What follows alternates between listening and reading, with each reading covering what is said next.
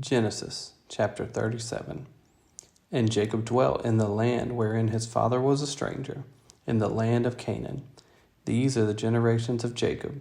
Joseph, being 17 years old, was feeding the flock with his brethren.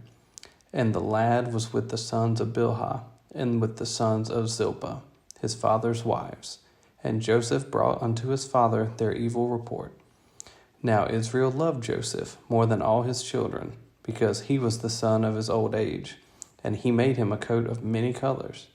And when his brethren saw that their father loved him more than all his brethren, they hated him, and could not speak peaceably unto him.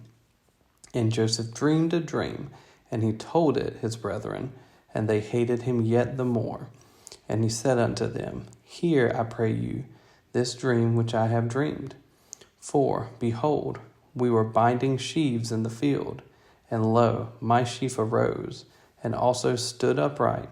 And behold, your sheaves stood round about, and made obeisance to my sheaf. And his brethren said to him, Shalt thou indeed reign over us? Or shalt thou indeed have dominion over us? And they hated him yet the more for his dreams, and for his words. And he dreamed yet another dream, and told it his brethren, and said, Behold, I have dreamed a dream more, and behold, the sun and the moon and the 11 stars made obeisance to me. And he told it to his father and to his brethren, and his father rebuked him, and said unto him, What is this dream that thou hast dreamed? Shall I and thy mother and thy brethren indeed come to bow down ourselves to thee to the earth? And his brethren envied him, but his father observed the saying.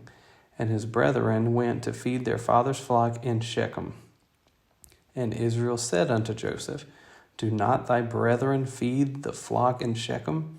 Come, and I will send thee unto them. And he said to him, Here am I. And he said to him, Go, I pray thee, see whether it be well with thy brethren, and well with thy flocks, and bring me word again. So he sent him out of the vale of Hebron. And he came to Shechem. And a certain man found him, and behold, he was wandering in the field. And the man asked him, saying, What seekest thou? And he said, I seek my brethren. Tell me, I pray thee, where they feed their flocks. And the man said, They are departed hence, for I heard them say, Let us go to Dothan. And Joseph went after his brethren, and found them in Dothan. And when they saw him afar off, even before he came near unto them, they conspired against him to slay him. And they said one to another, Behold, this dreamer cometh. Come now, therefore, and let us slay him, and cast him into some pit. And we will say, Some evil beast hath devoured him, and we shall see what will become of his dreams. And Reuben heard it, and he delivered him out of their hands, and said, Let us not kill him. And Reuben said unto them, Shed no blood, but cast him into this pit that is in the wilderness, and lay no hand upon him, that he might rid him out of their hands, to deliver him to his father again. And it came to pass, when Joseph was come unto his brethren, that they stripped Joseph out of his coat of many colors that was on him. And they took him and cast him into a pit, and the pit was empty, there was no water in it. And they sat down to eat bread, and they lifted up their eyes and looked, and behold, a company of Ishmaelites came from Gilead with their camels bearing spicery and balm and myrrh, going to carry it down to Egypt. And Judah said unto his brethren, What profit is it if we slay our brother and conceal his blood? Come, and let us sell him to the Ishmaelites, and let not our hand be upon him, for he is our brother and our flesh. And his brethren were content. Then there passed by Midianites merchantmen, and they drew and lifted up Joseph out of the pit, and sold Joseph to the Ishmaelites for 20 pieces of silver, and they brought Joseph into Egypt. And Reuben returned unto the pit, and behold, Joseph was not in the pit, and he rent his clothes. And he returned unto his brethren, and said, The child is not, and I, whither shall I go? And they took Joseph's coat, and killed a kid of the goats, and dipped the coat in the blood. And they sent the coat of many colors, and they brought it to their father, and said, This have we found. Know now whether it be thy son's coat or no. And he knew it, and said, It is my son's coat. An evil beast hath devoured him. Joseph is without doubt rent in pieces. And Jacob rent his clothes, and put sackcloth upon his loins, and mourned for his son many days. And all his sons and all his daughters rose up to comfort him, but he refused to be comforted, and said, For I will go down into the grave unto my son mourning. Thus his father wept for him. And the Midianites sold him into Egypt unto Potiphar, an officer of Pharaoh's, and captain of the guard. Chapter 38. And it came to pass at that time that Judah went down from his brethren, and turned into a certain Adullamite, whose name was Hira. And Judah saw there a daughter of a certain Canaanite, whose name was Shua. And he took her, and went in unto her, and she conceived, and bare a son. And he called his name And she conceived again, and bare a son, and she called his name Onan. And she yet again conceived, and bare a son, and called his name Shelah. And he was at Shezib when she bare him. And Judah took a wife for his firstborn, whose name was Tamar. And Judah's firstborn, was wicked in the sight of the Lord, and the Lord slew him. And Judah said unto Onan, Go in unto thy brother's wife, and marry her, and raise up seed to thy brother. And Onan knew that the seed should not be his. And it came to pass, when he went in unto his brother's wife, that he spilled it on the ground, lest that he should give seed to his brother. And the thing which he did displeased the Lord, wherefore he slew him also. Then said Judah to Tamar, his daughter-in-law, Remain a widow at thy father's house, till Shelah my son be grown. For he said, Lest peradventure he die also, as his brethren did. And Tamar went and dwelt in her father's house. And in process of time the daughter of Shua, Judah's wife, died, and Judah was comforted, and went up unto his sheep shearers to Timnath, he and his friend Hira the Adullamite. And it was told Tamar, saying, Behold, thy father-in-law goeth up to Timnath to shear his sheep. And she put her widow's garments off from her, and covered her with a veil, and wrapped herself, and sat in an open place which is by the way to Timnath. For she saw that Shelah was grown, and she was not given unto him to wife. When Judah saw her, he thought her to be a harlot, because she had covered her face. And he turned unto her by the way, and said, Go to, I pray thee, let me come in unto thee. For he knew not that she was his daughter-in-law. And she said, What wilt thou give me, that thou mayest come in unto me? And he said, I will send thee a kid from the flock. And she said, Wilt thou give me a pledge till thou send it? And he said, What pledge shall I give thee? And she said, Thy signet, and thy bracelets, and thy staff that is in thine hand. And he gave it her, and came in unto her, and she conceived by him.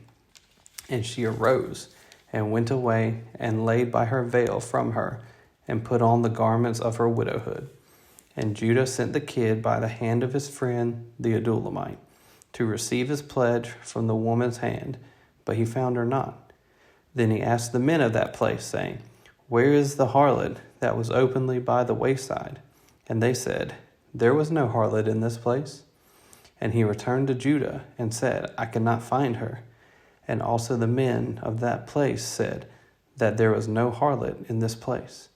And Judah said, Let her take it to her, lest we be shamed. Behold, I sent this kid, and thou hast not found her. And it came to pass about 3 months after, that it was told Judah, saying, Tamar, thy daughter-in-law, hath played the harlot. And also, behold, she is with child by whoredom. And Judah said, Bring her forth, and let her be burnt. When she was brought forth, she sent to her father-in-law, saying, By the man whose these are, am I with child. And she said, Discern, I pray thee, whose are these, the signet and bracelets and staff? And Judah acknowledged them, and said, She hath been more righteous than I, because that I gave her not to Shelah my son. And he knew her again no more. And it came to pass in the time of her travail, that, behold, twins were in her womb. And it came to pass, when she travailed, that the one put out his hand, and the midwife took and bound upon his hand a scarlet thread, saying, This came out first. And it came to pass, as he drew back his hand, that, behold, his brother came out. And she said, How hast thou broken forth? This breach be upon thee. Therefore his name was called Pharez. And afterward came out his brother, that had the scarlet thread upon his hand, and his name was called Zerah. Chapter 39. And Joseph was brought down to Egypt, and Potiphar, an officer of Pharaoh, captain of the guard, an Egyptian, bought him of the hands of the Ishmaelites, which had brought him down thither. And the Lord was with Joseph, and he was a prosperous man, and he was in the house of his master the Egyptian. And his master saw that the Lord was with him, and that the Lord made all that he did to prosper in his hand. And Joseph found grace in his sight, and he served him, and he made him overseer over his house, and all that he had he put into his hand. And it came to pass from the time that he had made him overseer in his house, and over all that he had, that the Lord blessed the Egyptian's house for Joseph's sake.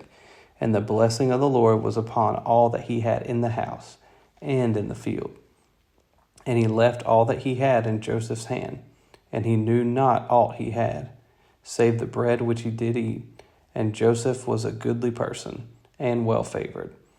And it came to pass after these things, that his master's wife cast her eyes upon Joseph, and she said, Lie with me. But he refused, and said unto his master's wife, Behold, my master wotteth not what is with me in the house, and he hath committed all that he hath to my hand. There is none greater in this house than I, neither hath he kept back anything from me but thee, because thou art his wife. How then can I do this great wickedness and sin against God? And it came to pass, as she spake to Joseph day by day, that he hearkened not unto her, to lie by her, or to be with her. And it came to pass about this time, that Joseph went into the house to do his business, and there was none of the men of the house there within. And she caught him by his garment, saying, Lie with me. And he left his garment in her hand, and fled, and got him out. And it came to pass, when she saw that he had left his garment in her hand, and was fled forth, that she called unto the men of her house, and spake unto them, saying, See, he hath brought in an Hebrew unto us to mock us. He came in unto me to lie with me, and I cried with a loud voice.